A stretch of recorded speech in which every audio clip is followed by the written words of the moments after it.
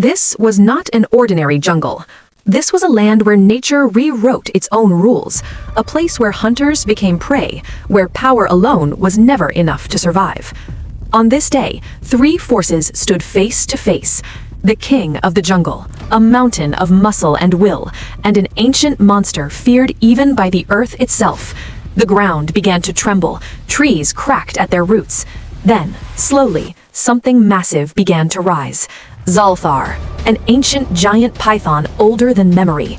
Its eyes burned with hunger. Its body carried centuries of rage. King Oran stepped forward, his paws dug into the stone, and then he roared. Not in fear, not in doubt, but as a declaration of war. Brock struck the ground with his fist. The earth cracked beneath him. He knew this battle would not end peacefully. Today, he would either fall or become legend. The valley went silent. No wind, no birds. Even nature held its breath, because the jungle knew this fight would change everything. Without a sound, without warning, Zalthar attacked, a blur of scales and death. The first strike carried a single message: someone would die today. Oran tried to leap away, but he was too slow. Then Brock moved. He placed himself between the lion and the monster, taking the full force of the attack. This was not defense, this was sacrifice.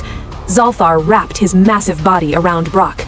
Bones creaked, muscles screamed. For the first time, the jungle heard pain.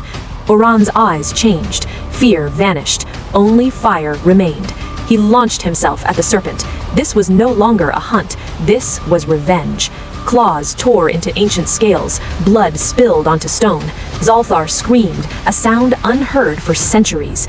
But the monster was far from finished. Crushed and bleeding, Brock gathered everything he had left. He bit deep into the serpent's flesh. One final act, one last stand, a warrior's farewell. The valley fell quiet again. All three were wounded, but only one question remained: who would survive, and who would become history? Brock's breathing slowed, the coils tightened. Death was near, but surrender never came. Zalthar did not rush. He squeezed patiently, because he was ancient, and ancient monsters knew that time kills better than force. Brock looked at Oran one last time. No fear, only a message. The jungle is yours now. One final breath, one final cry, and then stillness. The jungle had lost a warrior. Oran did not cry. His heart broke, and when a lion's heart breaks, a monster is born. Wounded and exhausted, Oran charged forward. There was no retreat, only victory or death. Zalthar wrapped around the lion. Air vanished, strength faded. It seemed the jungle would lose its king. Then the ground answered, a deep, ancient sound, as if the jungle itself had awakened. For the first time, Zalthar hesitated. Green light glowed. Trees moved. This was not an earthquake. This was the spirit of the jungle. Zalthar recoiled, because he remembered this power. It did not wound, it erased.